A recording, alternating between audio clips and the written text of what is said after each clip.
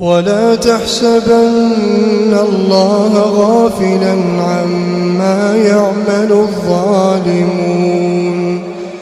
إنما يؤخرهم ليوم تشخص فيه الأبصار مهطعين مقنعي رؤوسهم لا يرتد إليهم طرفهم وأفئدتهم هواء وأنذر الناس يوم يأتيهم العذاب فيقول الذين ظلموا ربنا أخرنا إلى أجل قريب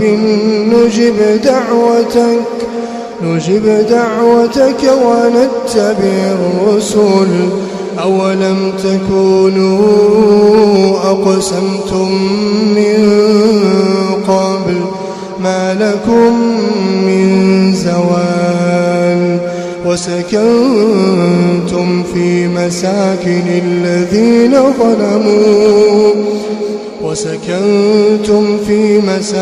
الذين ظلموا أنفسهم وتبين لكم كيف فعلنا بهم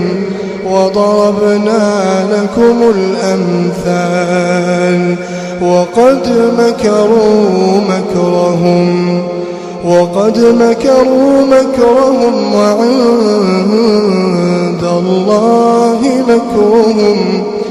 وإن كان مكرهم لتزول منه الجبال فلا تحسبن الله مخلف وعده رسله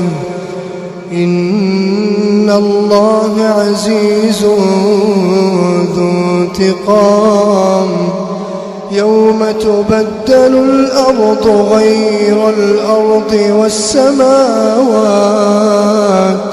وبرزوا لله الواحد القهار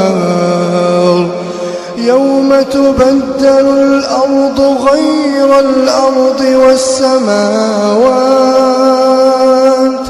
وبرزوا لله الواحد القهار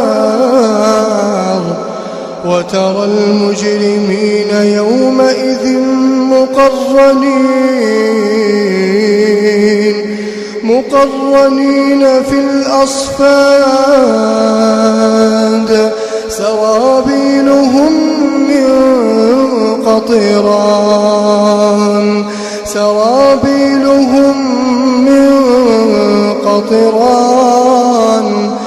وتغشى وجوههم النار ليجزي الله كل نفس ما كسبت إن الله سريع الحساب هذا بلاغ للناس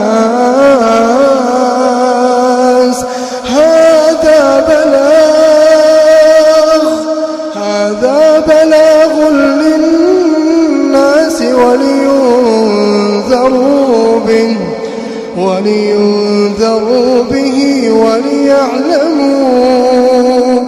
وليعلموا أنما هو إله واحد وليذكر أولو الألباب.